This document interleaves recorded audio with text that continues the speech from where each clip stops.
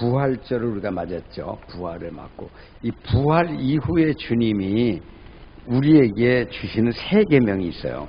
그것은 서로 사랑하라는 것이야. 그게 아멘을 크게 해주셨는데 참 감사하고요. 더 크게 해주셔서 더 크게 하나님께 영광 돌립니다. 근데 이 사랑에 대한 걸 우리가 잘 모를 수 있어요. 성경적인 사랑을 우리가 잘 모를 경우가 참 많이 있어요. 근데 이 세상적인 것은 사랑을 잘 알 수 있다고 하지만 성경적 사랑을 잘 몰라서 제가 이 세상적인 사랑과 하나님의 사랑을 좀 설명하면서 같이 좀 은혜를 나누려고 합니다. 사랑이란 뭔가? 사랑은 관심과 배려입니다. 이건 세상에서도 그렇고 하나님의 나라에서도 그래요. 따라합시다. 사랑은 관심과 배려다. 말로만 되면 참 좋겠는데 그렇지는 않아요. 사랑은 말로 되는 게 아니고 관심을 가져야 돼요. 그리고 그 관심을 가지고 배려해야 됩니다. 관심만 있어도 되지도 않아요. 관심 배려해야 됩니다. 그것이 사랑이에요. 사랑은 다른 말로 하면 관계예요. 사랑이 뭐라고요? 일방적인 게 아니에요. 그냥 내가 막 사랑합시다 막 이렇게 되는 게 아니에요. 사랑은 반드시 관계예요. 상대방과의 관계예요. 그걸 서로 이해해야 돼요. 근데 여기에서 아주 중요한 말이 저도 좋아하는 철학자이기도 하지만은 독일의 심리학자이면서 철학자인 에이리 프롬이라고 하는 사람이 사랑은 5가지다라고 하는 그렇게 정의를 내렸어요. 아주 굉장히 잘 정리를 했어요. 그래서 그 사랑의 5가지 요소는 첫째부터 5가지를 말하면 배려와 관심, 존중, 책임, 신뢰, 성장을 기반으로 한다 이렇게 했어요. 굉장히 그 가운데서 오늘 말씀드리려는 것이 첫 번째 사랑이 뭐냐라고 할 때 여기에서는 어떻게 관심과 배려라는 거예요. 그 기초가 돼야 되는 거예요. 그 기반이 돼야 되는 거예요. 그거 없이는 사랑이라는 게 될 수가 없어요. 그래서 오늘 말씀을 드리려고 하는 것은 우리가 인간이라는 실존이 있는데 그 인간이라는 실존은 사랑 없이는 존재할 수가 없는 거예요. 사랑받기를 원하고 우리는 또 사랑을 줄 수 있어요. 그러나 이 관계가 깨어지게 되면 어떻게 해요? 사랑을 줄 수도 없고 사랑을 받을 수도 없어요. 왜? 서로가 관심이 사라지게 되니까. 그 배려하지 않기 때문에 깨져버리는 거예요. 그래서 이 에이리 프롬이라고 하는 사람은 제가 다른 책도 여기 있지만은 그러니까 우리가 살아가는 인간의 행복과 이게 모든 근원에 대해서 그분이 했어요. 우리가 정말 산다는 게 뭐냐라고 말할 때 이 에이리 프롬은 우리가 행복이라는 것은 많은 것을 가지기 때문에 행복한 건 아니다. 우리가 살아있기 때문에 행복하다는 거예요. 소유나 존재냐는 그런 책이 있어요. 그분이 하는데 굉장히 이것은 중요한 책이고 모든 우리가 잘못된 깨어지고 우리 자꾸만 뭔가 소유를 많이 하면 행복할 것이라는 잘못된 생각을 가지고 있어요. 지금 얼마 전에 지금 지난주였죠.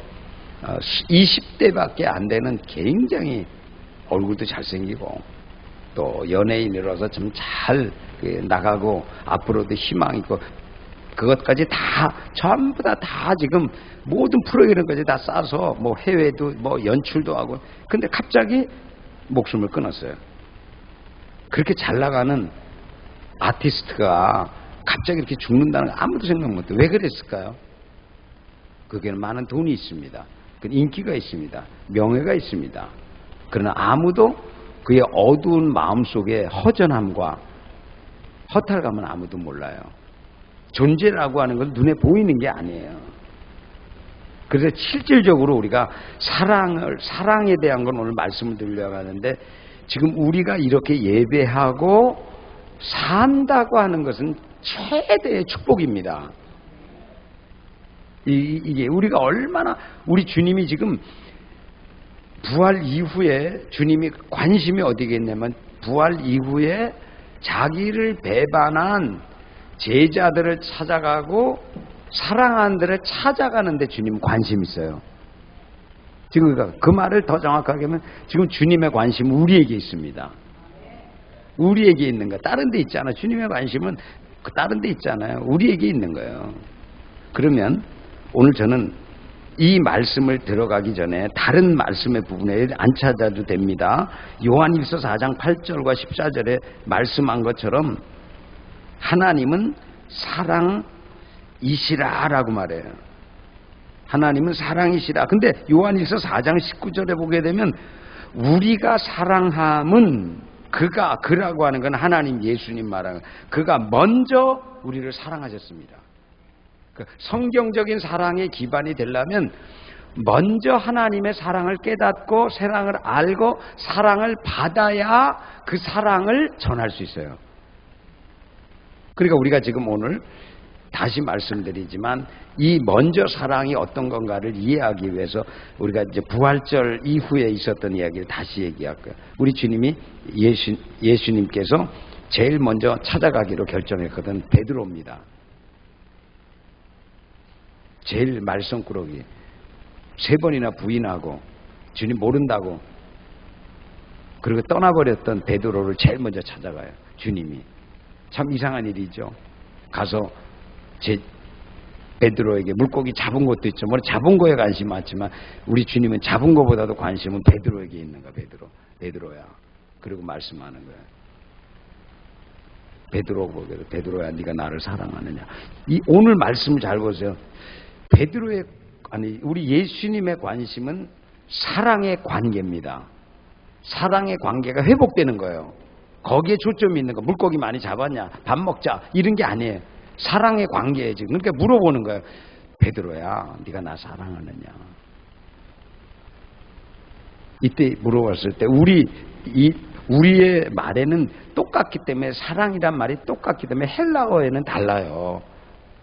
헬라어에는 사랑이라는 말이 다르단 말이에요. 거기에서 말하면 베드로야, 내가 나를 아가페 하느냐라고 물은 거예요. 여기 십자가의 사랑은 아가페입니다. 필레오가 아니에요. 네가 나를 아가페 하느냐? 왜 그러냐면 우리 주님은 이 제자가 사랑했을 때 인간적인 사랑을 했을 뿐만이 아니라 그걸 뛰어넘어서 베드로를 위해서 죽기까지 사랑한 거예요. 이게 아가페 사랑. 이렇게 물어보는가? 베드로야, 네가 나를 아가페 하느냐라고 물어봤어요. 그러니까 헬라어를 알잖아요. 베드로는 그러니까 머리를 숙이면서 주님이 아십니다. 무엇을 아느냐? 주님이 내가 아가페가 아닌 필레오의 사랑으로, 인간적인 사랑으로, 육적인 사랑으로 친구처럼 그런 사랑을 해서 주님을 사랑했다는 것을 주님은 아십니다. 이렇게 대답한 거야. 원래 해석을 하면. 또 묻습니다. 주님이. 베드로야, 내가 나를 사랑하느냐라고 물으니까 또 대답하기를 그때도 동일하게 내가 주님을 필레오 합니다라고 되는 거야. 인간적인 그 사랑을 가지고 사랑하느냐라고. 근데 3번째 물었을 때 이 사랑이 다르다는 걸 우리는 알아야 돼. 3번째 물으실 때 베드로야, 네가 나를 필레오 하느냐라고 하는 걸 부른 거예요. 여기에서 무너진 거예요. 왜? 주님이 나의 필레오의 사랑을 아셨구나라고 하는 걸 안 거예요. 그러고 나서 어떻게 해요?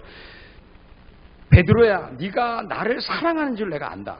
나를 위해서 목숨까지 벌려는 거 안다. 네가 전심한 거. 그렇지만 너는 그 사랑을 가지고 아가페의 사랑을 실천할 수 없다. 그래서 너는 나를 배반할 수밖에 없다. 그럼 그게 무슨 뜻인지를 몰라요. 그런데 언제 알려지게 됐냐면 그러는 네가 얼마 못 가서 닭이 울 때에 나를 3번 부인하게 될 것이다 라는 말을 할 때에 그가 부인하고 나서 뛰쳐나와가지고 아침이 밝을 때 닭이 딱 울 때에 주님의 사랑이 무엇인가를 그때서 깨달은 거예요. 주님이 이 말씀이었구나.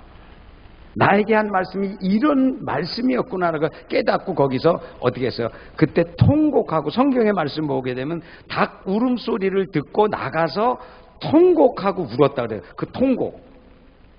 여러분 주님과의 관계에서 깨어진 관계 때문에 슬퍼하고 울면서 마음에 통곡할 때 주님은 어떠겠을까요? 주님은 어떠했겠어요? 주님 기뻐했겠어요? 저는 분명히 성경에 있는 말씀처럼 주님이 베드로의 통곡 소리를 들으면서 우셨을 거예요. 베드로야, 내가 안다. 내가 너의 실패를 안다. 내가 연약함을 안다. 내가 넘어진 것을 내가 안다. 나도 아프다. 그러나 넌 기억하라. 내가 너에게 말한 것처럼 내가 너보다 먼저 갈릴리에서 너를 만나주리라. 이것이 아가페의 사랑인 것이에요. 인간은 한 번 실수로 끝나요. 두 번 실수로 끝나요. 세 번 끝나면 완전히 버려버립니다. 계속 돌보지 않아요. 그러나 하나님은 말하는 거야. 너희가 이 세상에서 아무리 인간적인 사랑 때문에 실패하고 넘어지고 쓰러지고 깨어졌지만 하나님은 인간적인 사랑으로 끝을 내는 것이 아니라 아가페의 사랑을 가지고 너희를 찾아와서 다시 만나주겠다는 거예요. 할렐루야. 여러분 이 사랑을 받을 수 있음을 여러분 감사할 수 있기를 축원합니다. 모르기 때문에 그런 거예요. 주님의 사랑을 모르면 어떤 짓도 합니다. 그리고 깨닫고 나면요, 은혜를 깨닫고 나면 울고 사는 거예요. 내가 왜 어머니의 사랑을 몰랐나? 하나님의 사랑을 몰랐나? 여러분 우리는 다 하나님 사랑을 모르는 자예요. 아는 것 같지만 몰라요. 주님이 찾아오셨지만 응답할지도 몰라요. 그 음성을 들을지도 몰라요. 그러나 주님은 포기하지 않습니다. 주님은 어떻게 합니까? 우리가 반응할 때까지 찾아오십니다. 우리가 만날 때까지 하나님이 쉬지 않아요. 그래서 오늘 본문에 있는 말씀에 주님이 하라는 말씀은 너희가 이제는 듣는 예수로 살지 말아라. 너희가 그냥 아는 예수로 살지 말아라. 이제는 어떻게 사랑을 실천하라는 거예요. 여러분 축복합니다. 사랑은 실천해야 됩니다. 관심을 가지고 배려하는 거예요. 실천하기 이전까지는 말의 사랑입니다. 여러분 부모님이 자식을 사랑해요. 근데 자식이 어떻게 합니까? 자식이 날마다 잘못되고 다른 데 가고 엉뚱한 짓 하게 되면 부모의 사랑이 다른 데로 가는 것이 아니라 그렇게 잘못된 짓을 하면 마음이 아프고 너무나 아파서 그 자녀를 위해서 관심을 더 갖는 거예요. 저 자녀가 왜 저렇게 삐딱해졌지? 왜 저렇게 듣지? 그러면 관심이 더 깊어지는 거예요. 나중에 그렇게 해서 어떻게 해요?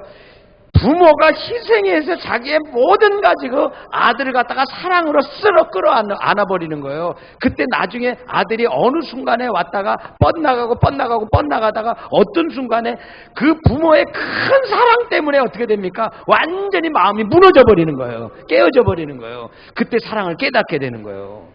그것이 인간적인 사랑이지만 그 사랑 속에는 뭐가 다르면 하나님이 인간에 준 자녀를 어떻게 사랑하라고 하는 하나님의 사랑이 심겨져 있는 거예요. 여러분 하나님의 사랑을 되찾을 수 있기를 축원합니다. 한계를 뛰어넘어야 됩니다. 이게 아가페의 사랑이에요. 다시 말합니다. 베드로에게 베드로야 내가 나를 사랑하느냐? 왜 사랑을 물어요? 사랑하는데 이렇게 사랑하나? 예 주님 아십니다. 나중에 내 양을 먹이라. 내 어린 양을 치라 라고 하는 것은 다른 말이 아니라 내가 너를 어떻게 사랑했음을 너는 알지 않냐? 이제 내가 다시 너를 만나준 걸 알지 않냐?